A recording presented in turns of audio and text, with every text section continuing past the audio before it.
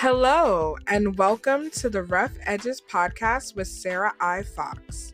In this podcast, I will guide you through my faith and mental health journey to dispel the stigma surrounding mental illness and to create an empowering resource for those who wish to discover more about these topics.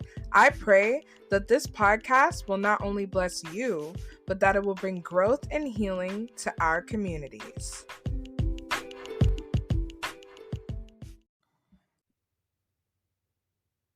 Hello, everyone, and welcome back to another episode of Rough Edges. Today, I am so excited to have my returning guest, Miss Avantika, and I am so delighted to just have her here. She was on the podcast previously talking about mental health and culture. I suggest you check that episode out. But welcome, Avantika. Thank you so much for having me. I'm so excited to be here. Yes, I'm so excited to have you here. So, for those who don't really know you, can you tell us a little bit more about yourself? Yeah, for sure. So, I am Avantika. I am a 22-year-old social entrepreneur from India. I was diagnosed with bipolar disorder type 2 when I was 17, and my mental health advocacy journey started off really early on. I had started a podcast called Beautiful You, where Sarah has been, a part of it as well. You guys should check it out too. We'll link it below actually in the description. Um, so it started off as a podcast where I wanted to share my mental health journey with people, and then eventually the people grew, the operations grew, and now it's a full-fledged, mental health organization that we run. I graduated with BSc psychology last year, and now I'm preparing for masters at the moment. Wow, amazing. Guys, she is awesome and definitely check it out. I'll put everything in the description below. But before we dive into our topic for today, I want to ask what are three things that keep you motivated from day to day and why? Honestly, three things that keep me motivated on a daily basis is one of them is my team, because I see that, oh, it's a huge team of about 25 people in my organization, and seeing them work for something that we collectively like believe in is something that keeps me going. I know that I have to show up not just for myself but also for the people out there. So that is like one thing that keeps me motivating on a daily basis. The second one is, so always like growing up, I've believed in the whole, that thought, that quote that says, be the change that you want to see in the world. So every day I wake up and I was like, I want to be that change that I want to see in the world. So it's like, oh, I wanted someone to have a podcast where they talked about lived experiences. So I did that. I wanted like everything that we do, this is something that I want to see in the world. So that is what keeps me going even on bad days. It's easy to show up when you're doing good. It's so much harder, but also way more important to show up on your bad days. And I guess the third thing that keeps me going on a daily basis, honestly, is a good cup of coffee. Yes. No, I definitely agree, especially with being the change that you want to see in the world. Like, I really resonate with that also, especially with me also starting my podcast. Like, I did want to be that change that I wanted to see in the world. And I really appreciate what you do, you and your team do through Beautiful You, because it is very important to see more and more mental health advocates spread that awareness and to create more safe spaces. I really love the listening circles that you guys do because it shows that you're not only creating those safe spaces, but you're giving people a voice to be able to share their own experiences. So I love it. I really do love it. Is the fact that it's, a lot of times therapy is intimidating for people. And when therapy sessions are like intimidating, they won't go for these help. Sometimes support groups is something that's too overwhelming. So listening circle is more of a for the participants, by the participants, and it's something more low-key in a way that it's more interactive, and it just gives them the space to explore what they want to. So it's like it's something that hopefully will keep people coming back, I guess. But yeah, it's wonderful to like see the stories, and the like at the end of the sessions it's always like, oh, they feel so connected and they realize that, oh, I'm not the only one who's going through it, there are other people going through it as well. And just the sense of like community building is just so beautiful. Yes, I love that. And so, speaking of like just the sentiment of being the change that you want to see, you mentioned that you got diagnosed with bipolar disorder at a young age. Can you tell me a little bit more about your mental health journey and what it was like managing bipolar disorder at that age? Yeah, absolutely. So my mental health journey technically began when I was 15. I was extremely suicidal when I was 15. I was diagnosed with clinical depression. I dealt with a lot of anxiety. I dealt with a lot of panic attacks. I was diagnosed with PTSD as well. India has still a long way to go with mental health awareness, with acceptance of it, with the awareness of it. So back then, 7 years ago, it was very hard for me to think that, oh, I'm the one who's going through depression, because it's also like internalized, right? Like the ignorance is also internalized. And then eventually I did realize it, and I was on meds for like 4 months, and then I got better, and I sought counseling from my school counselor back then. And then at 17, when I was diagnosed with bipolar, I was just in denial for the longest time. I was like, I understand that this is a real condition that happens to people, but it's not going to happen to me because, like, I'm me. Like, why would it happen to me? So there was a lot of denial that came first. And then I realized that, but everything that I've experienced in the past year screams bipolar, and there were just so many episodes that were happening rapidly. This was like COVID times. So it was very hard to like get the right doctor. And I had a very like scary journey with meds. This one psychiatrist that I was like going to, he had prescribed me meds for bipolar. I was suicidal again back then. And the meds caused memory loss, like short-term memory loss. And I just couldn't recall anything, and it was scary. And when I told the psychiatrist about it, that, oh, this is causing me short-term memory loss, he told me that, oh, that's just one of the side effects and you just have to deal with it. So that's like a very messed up way to just like deal with patients. And then I realized, oh, this is like not the right psychiatrist. So I changed again. It's been a long journey, to be honest. But then I met like 3 years ago in 2021, I met my current psychiatrist and my therapist. And then I was still in denial till that time, till 2021. But then they made me take another test. And then I was diagnosed again with bipolar. And I was like, what? Maybe this is a real condition that's happening to me. And it's about time that I accept it so I can like actually work on it. And I remember the biggest and the scariest thing about this is that it's a lifelong disorder. You have to live with it for the rest of your life. Mm-hmm. So that particular aspect was like absolutely the scariest thing for me, because I was like, sure, I'm 17 and I have to live with it for like the next 60 years if I like live till 80. Yeah. But then I saw the currents, like I was going continuously through therapy, and now I'm finally in a position where I am so vocal about it. My episodes are very manageable. The meds are still there because I still have a lot of triggers in my life that could potentially lead me into a depressive episode. But then I've learned a lot. Like the key here isn't to avoid episodes altogether. The key here is to realize when you're going through an episode and then bounce back with it like quicker. So earlier, if it used to take me like 3 months, now it takes me 1 month. So that is like the biggest change that I had so far. But it's been a long journey. It will be 5 years in March. So I think this episode goes out in March, and I would be officially diagnosed with it for like 5 years. And it's a crazy journey. It's so insane to see where I was and where I am today. And I absolutely love it. Like, I absolutely love the growth. I love the person that I've become. And it has just given me like made me realize how passionate I am about mental health. And I'm in a good place now. Oh, I love to hear that. And I really appreciate what you said about the recovery process because a lot of the times people think that when you're going Yeah. through something so big, like you can never recover. And I love that you said learning about Yeah. your diagnosis through like the triggers or the episodes that gives you more space to learn about it and also recover a little bit quicker. Like you said, if it would have taken me 3 months, now it's taken me 1 month. And I just love to hear that you didn't allow your diagnosis to define you and you continue to move forward. And girl, I'm here for it. Like I love to see your journey and I hope that you continue to bloom into the amazing person that you are. Thank you. I appreciate that so much.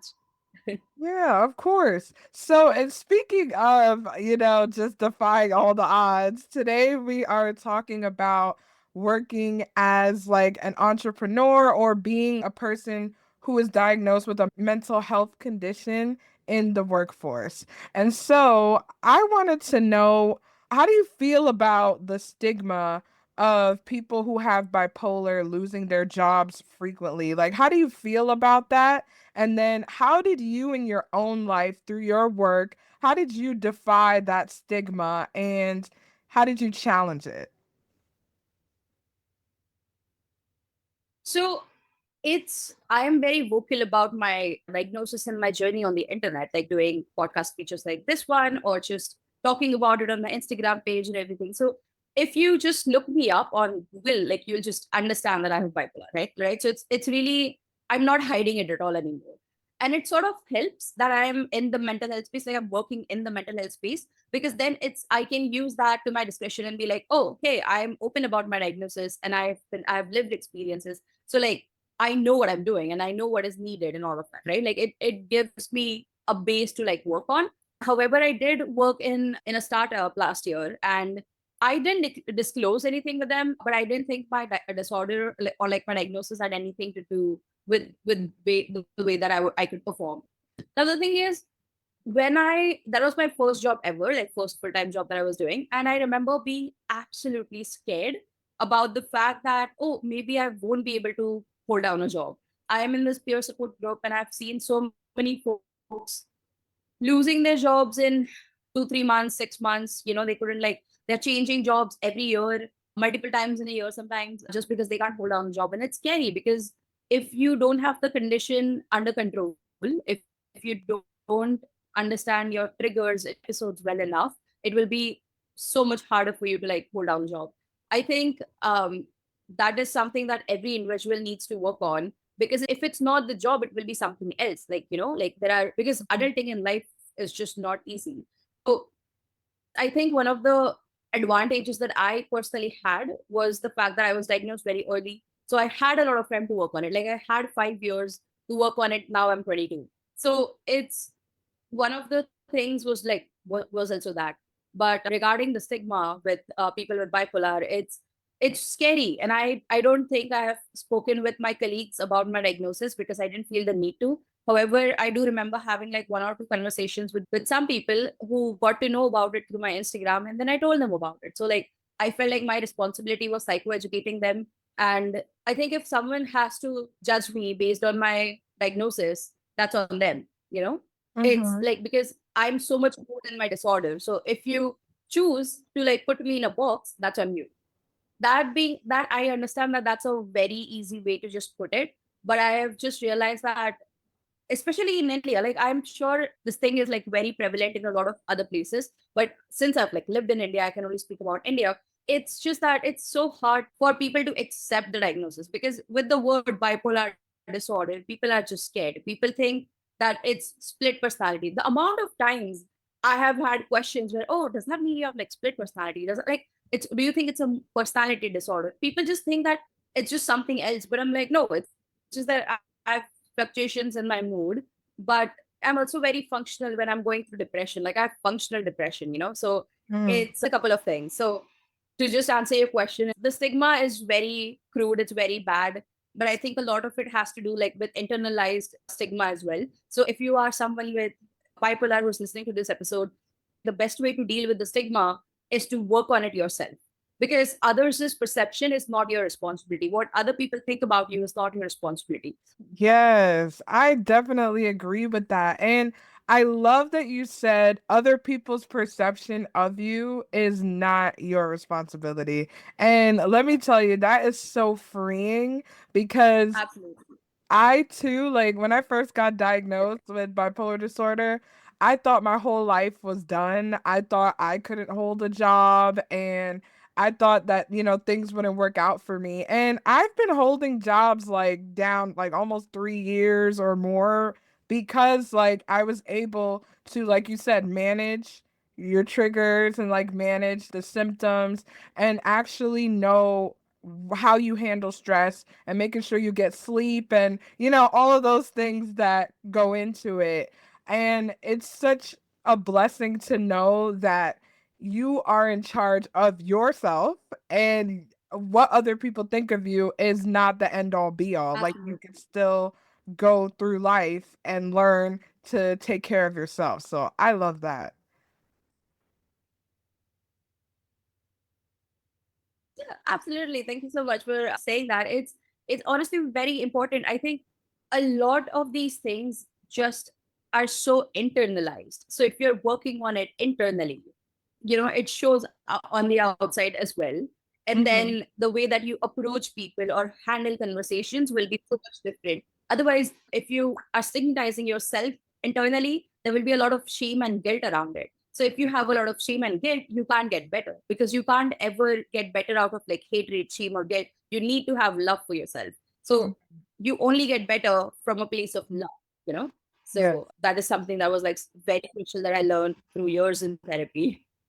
Yes, yes. I love that.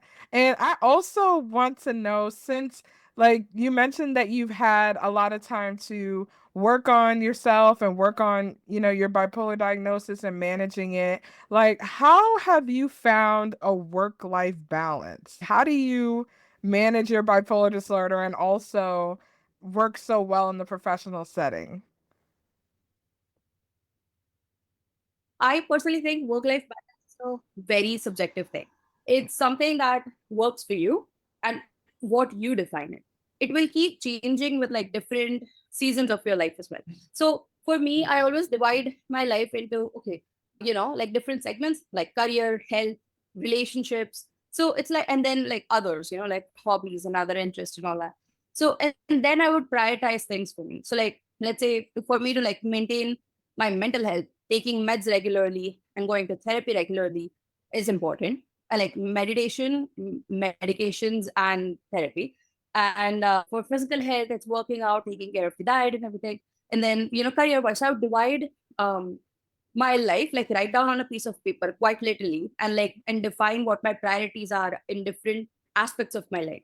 And then accordingly, I would like work on it. The thing is, you don't always like not an it's you don't need to have a downtime every single day. If you're not able to do that, that's okay. Sometimes you can just take a downtime 3 4 once in like every 3 or 4 days, something like that. Or maybe sometimes people work like Monday to Saturday and then take Sunday as like completely off, and it works for them. So if it works for them, it works for them. So for me, I used to make sure that I get at least like 30 minutes or like 1 hour to myself. That could be in the form of having a gym workout, or in the form of just sitting down and journaling, or going out for a walk, or talking to a friend. Like that could be just my downtime. So your work life balance is really what works for you. I don't think you need to follow like the conventional things that people talk about on the internet, because there are so many opinions on the internet. It's insane. Mhm. For me, that's what I did. For me, if I was tired and exhausted, I would just sleep in early. Taking like one of the other ways for me to have a balance is just sleeping every day for 7 to 8 hours, because that is so important. So yeah, I generally think like it's just subjective, and if it like whatever works for you, but you do need to experiment with yourself a lot, and do what feels good to you. Feel Do what feels good to your body, for your mind, for your soul. And I think that is how one can like maintain a work life balance, even with like 90-hour work schedule. Yes. Oh, there was so many great things about what you said, especially with the work-life balance being like particular to you, because I also try my hardest to maintain a work-life balance, because for me, I know that the weekends are my sacred time. Like Saturday and Sunday, those are times for me.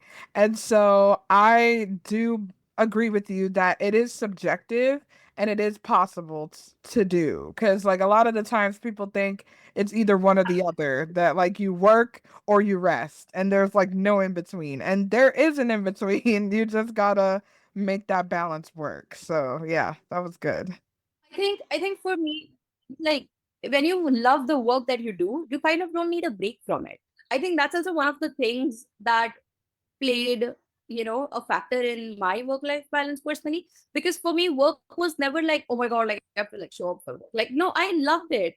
I Yeah. couldn't wait to like start working on it. So like at times when I want to have a rest, I just respond to emails. Like I'll do something that's like low activity and low effort. So like I don't know, for some reason, for me, it's like for my nature of work, I have to go out and like network a lot. So if I don't feel like doing, I'll just like meet one of the stakeholders that I have to meet, and I'll just go for like a cup of coffee with them and like chat about potential ways to collaborate. So like it's something like that. So it's also when you love the work that you do, you don't particularly like need a huge break from it.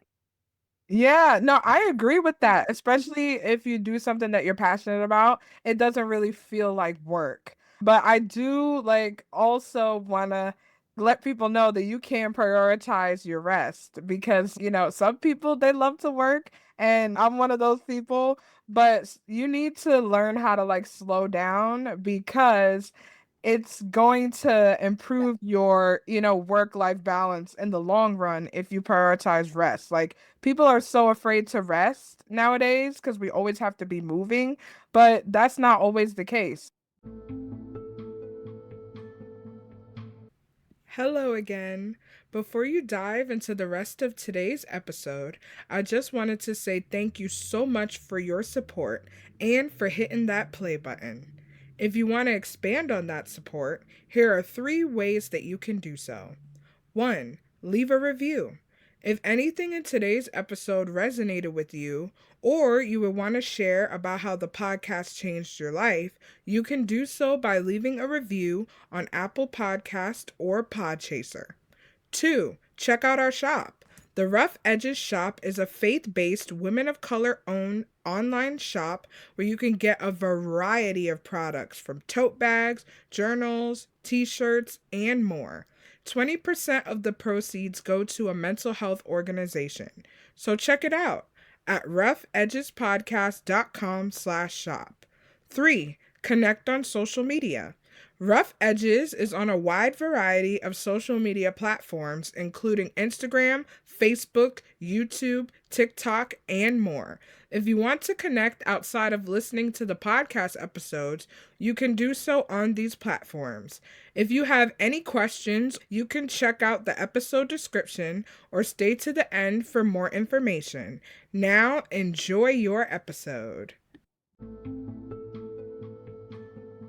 I have a confession, and I have never spoken about it on the internet. This is like the first time that I'm talking about it. And yeah, it's because we are talking about like work and like a balance and everything.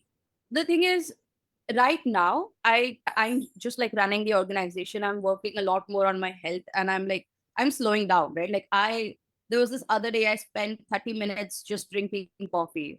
That is something that I've never done in my life before. Like it's something so small, but I'm like I never had like 30 minutes to just drink coffee and just like sit because I'm always like on the go. But then I Mhm. realized like I throughout my college years I was always chasing growth in a way that I love discomfort so much. I love going out of my comfort zone because I love growth, right? And then I realized, oh, I'm so addicted to growth.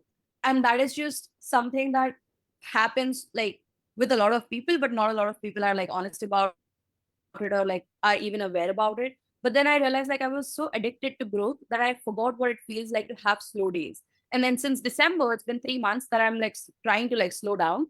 And the way that I've had so many realizations in the last 3 months, I realized, oh, sometimes healing also happens when you have slowed down, when you actually have the time to sit with yourself, with your emotions, and when you're like actually resting, you heal. Like there are certain parts of yourself that will be healed when you there's like beauty in slowing down as well.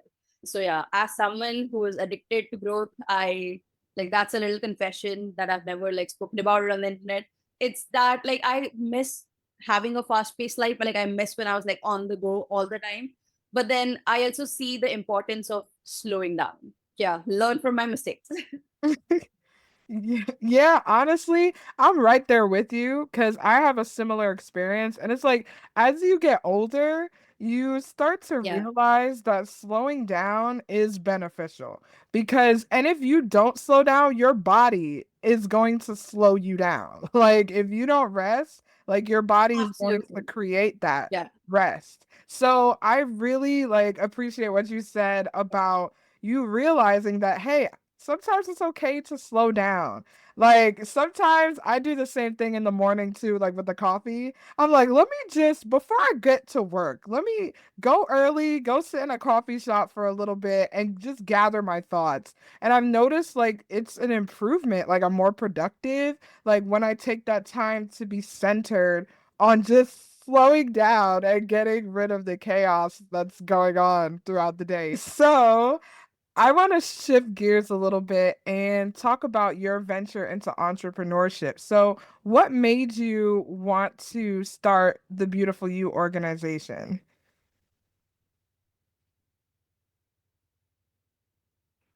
A lot of it was inspired from my own journey. Like I said in the podcast before, I always wanted to be the change that I want to see in the world. And I never stepped into entrepreneurship thinking that this is what I want to do. It happened. Like it just with fate, it just like happened. It started off as a podcast where I wanted to talk about my journey. And then like a year down the line, I saw that, oh, we can do so much more than just a podcast. So we launched a newsletter, we started, posting more on social media and whatnot.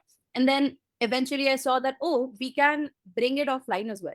And then we ran like campaigns, we did events and all that. So like these things just happened. It was never like a plan to do something like that.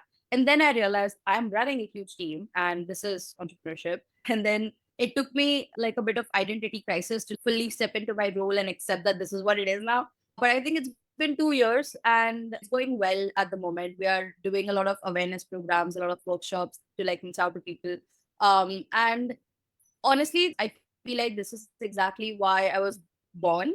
I love mental health and working in it so incredibly much. Every single time I talk about it, I can feel my body light up. Like, this is something which is hard to manage with bipolar as well, because it's hard. Entrepreneurship is hard in general because of just the amount of responsibilities and accountability that you need to do, the amount of patience you need to have, the resilience that comes with it. It's like I can't afford to have bad days. I can't afford to like not work. Like let's say for example, if when I was working a job, if I didn't perform well for a month, I would still get salary at the end of the day. But when it comes to entrepreneurship, if I'm not performing well for even 15 days, my business gets affected.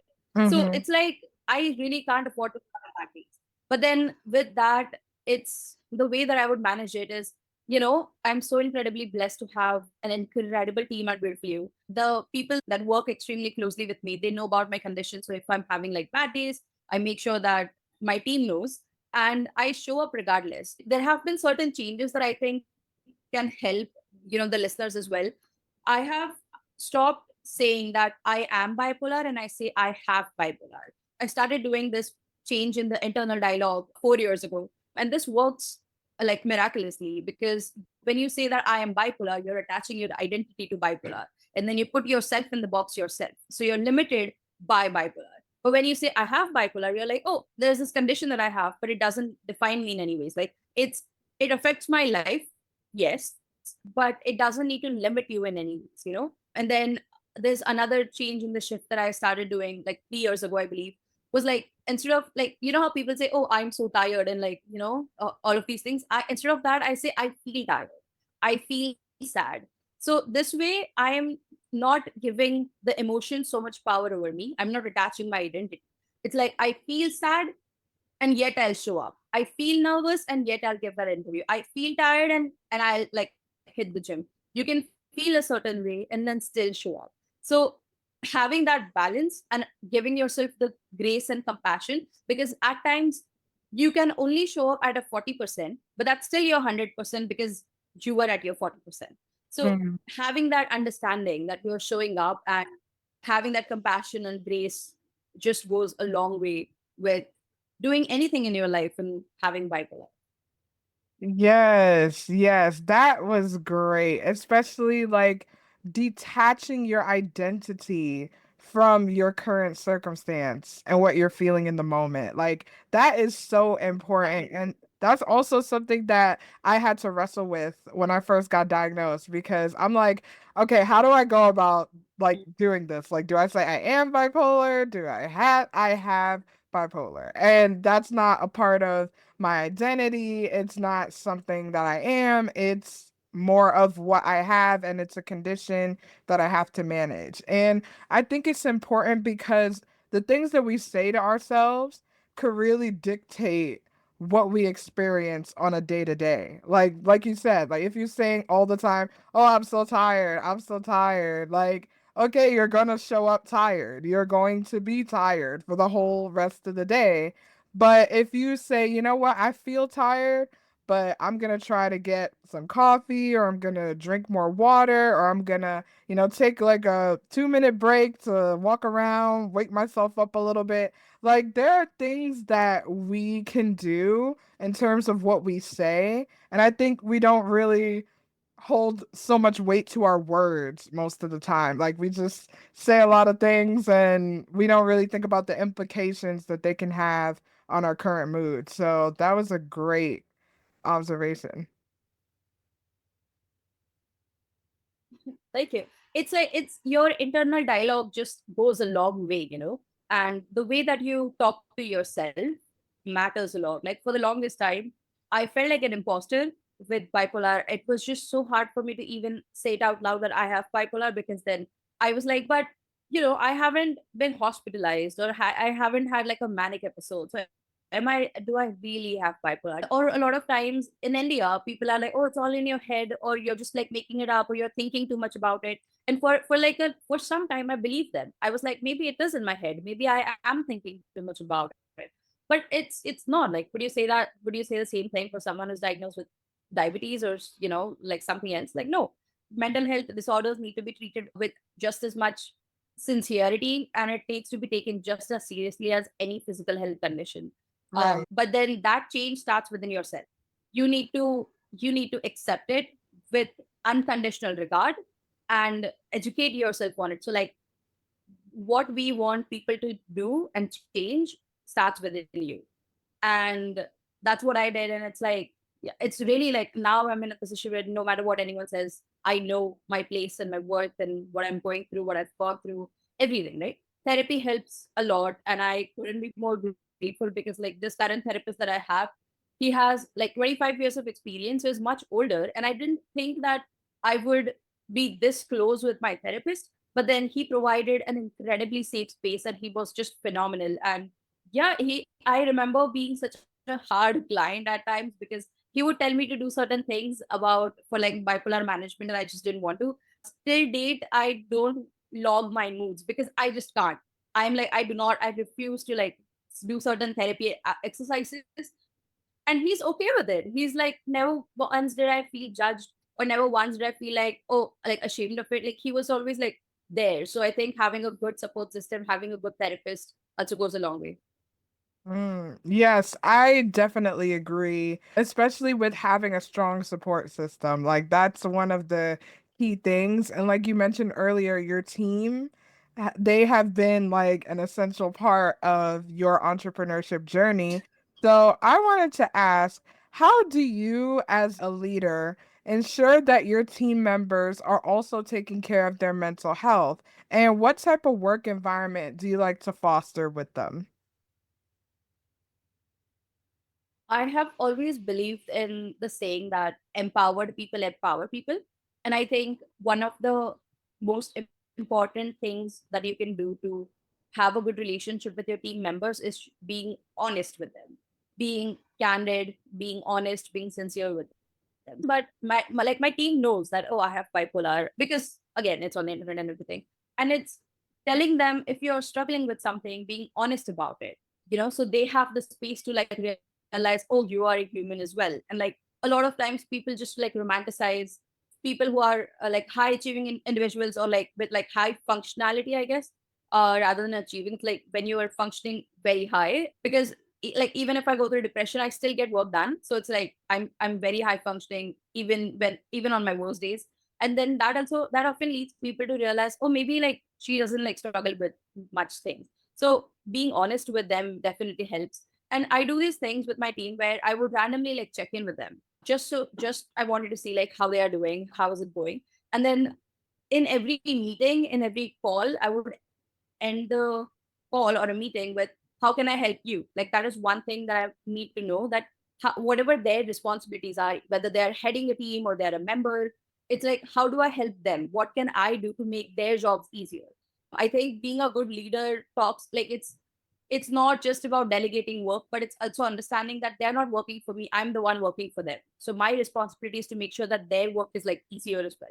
So just having like knowing that, I check in with them like emotionally, psychologically, like check in, how are you doing? I know like if they are studying in college and everything, I ask them how's that. Like just take an interest in your team, make them feel heard, make them feel seen. And when you do that, it's we do a lot of like, offline meetups as well. So this way, and then we're like, we're not going to talk about work, like we will talk about everything but work. And I've realized that when people have that sense of community within the team, is what makes them stay as well. So there is that. And we always have this thing, another thing in the team, where if you are unavailable for whatever reason, right? Be it college, be it personal life, be it like your own health, doesn't matter. Just let us know. That is all we ask. We are not gonna bombard you with work. We're not gonna say, oh no, you can't work. Just let us know you're unavailable. And like that's all we ask. So having these certain systems in place, I think helps, like helps them feel like have that safe space to talk about anything, and they can just come to me when they're struggling. I think it's a work in progress. I think I can still do better when it comes to that.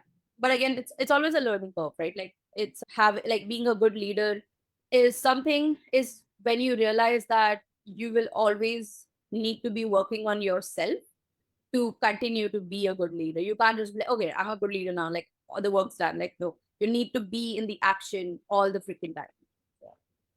Yeah, yes. And what I love about what you said was just the fact that your community, you make sure that they are okay. And I also love what you said about they're not working for me, I'm working for them. And I wish a lot of managers had that same approach because it is something that's very important to realize that you're not doing this all by yourself. Like, even though entrepreneurship is like, your own business, you still have to operate in the confines of a team. Like, you still have to oversee people that could help you more effectively branch out your business. And so I just appreciate that you really respect like community and you uplift the needs of your team. Like, that is really rare, unfortunately. And I just appreciate the fact that you understand that we need each other. Absolutely. It's one thing I know for sure. So a lot of the times people are volunteers, right?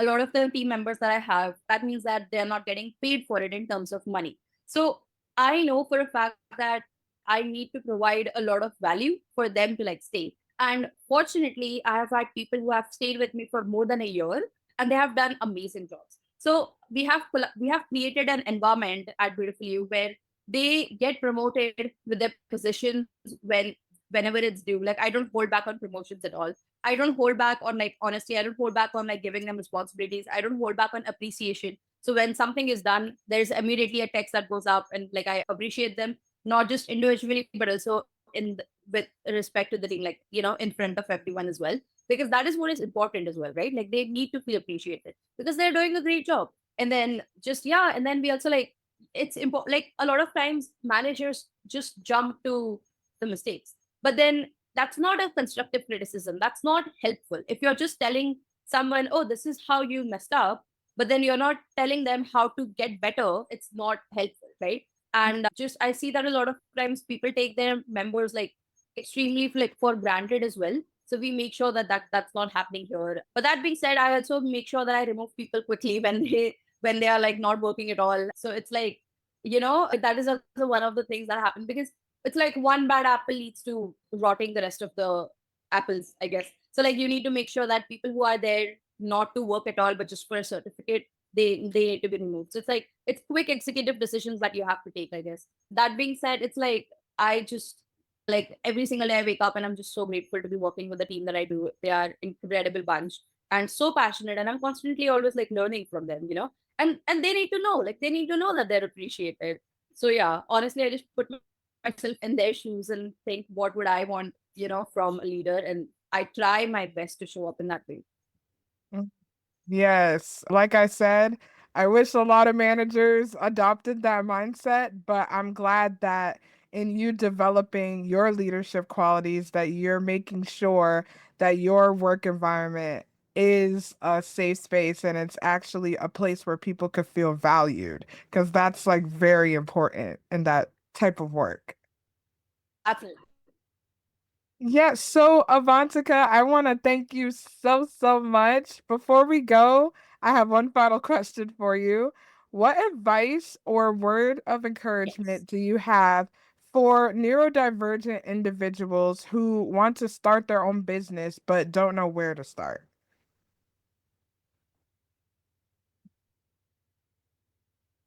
One thing for like having a mental health condition, I would say that the most crucial thing that is there is to l- be so self-aware and so self-equipped and self-reliant that, you know, your mental health condition shouldn't get in the work in the middle of your work.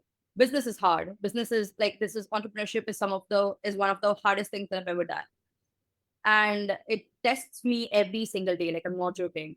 And I know that a lot of other entrepreneurs will say the same freaking thing, that business is hard.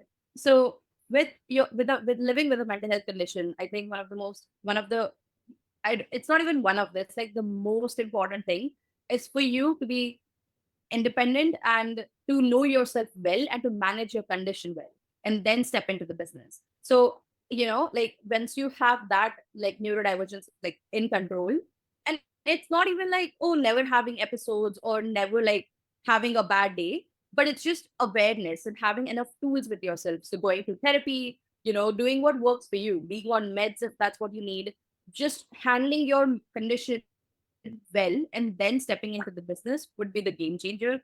And then with regards to like business, if you don't know where to start, it's, I think one of the important parts is when someone doesn't know what to do with their business. It's also about like, what do you like it could be, it could be something very simple, and it's like, oh, do you like, I enjoy mental health, that's why I'm in this business. Some people might enjoy photography, so they want to start a business in photography. Some people like enjoy traveling, so that could be one of those things. But if you don't know how to like what to do or like what business to do, I would suggest like take up a job and learn, because you're getting paid for learning, you know. And so like if you're in a position where you can take up a job, I would say do that, so you can learn enough skills, understand what is something that fascinates you, because business is hard. So if you're going to do it, might as well do something that makes you happy.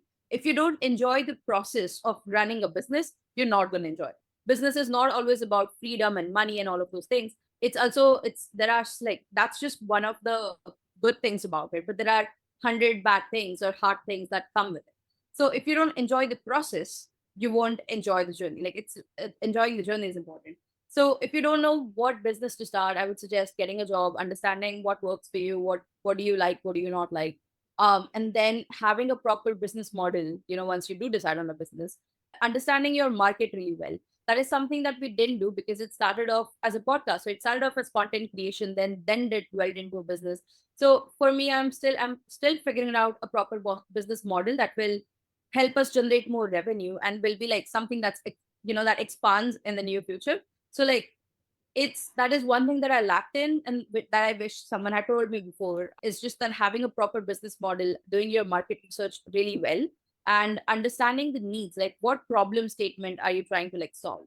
So these are more so on the business side. We are a mental health podcast, so I think like once you figure out what to do after your job, it's easier. But then just being kind to yourself and managing your condition will go a long way. Because think about it, right? Like if you don't take care of yourself, and then your body and your mind will force you to take care of yourself one day, then that will affect your business, right? So like, do you want that to happen? No. So in for that to not happen, it's the everyday step that you take to manage your health that will define how long you are able to run the business efficiently. Wow. Y'all heard all of those wonderful words of wisdom. I love it. And Avantika, where can people find you and your business? You can find us on Instagram at beautifulyouorg, and you can find me on Instagram, Bills. We can link down, the Instagram, everything down below. We do a lot of online events as well. If you are a psychology student, we are building a psychology community at the moment. We would love to have you in the community. We are doing a lot of workshops regarding it. We do a lot of online events, listening circles, all of that as well. So you're doesn't matter which part of the world you're in, we would love for you to join in. And apart from that, we also do like online campaigns and all at times. So just come in, hop in. And if you are a content creator in mental health, we would love to collaborate with you. Yes. Well, thank you so much again, Avantika, for this amazing discussion. Thank you so much for having me. It's always so nice and amazing to be like talking with you. So I'm so glad that we got to do this again. Yes, I am so happy that we got to do it again as well. And everyone, I hope you stay tuned for more empowering episodes on Rough Edges. Thank you for listening to another episode of the Rough Edges podcast with Sarah I. Fox. If you want more updates on the podcast, you can follow on Instagram at rough.edges.podcast, or you can visit the official podcast website at roughedgespodcast.com. Thanks again for listening and have a wonderful day.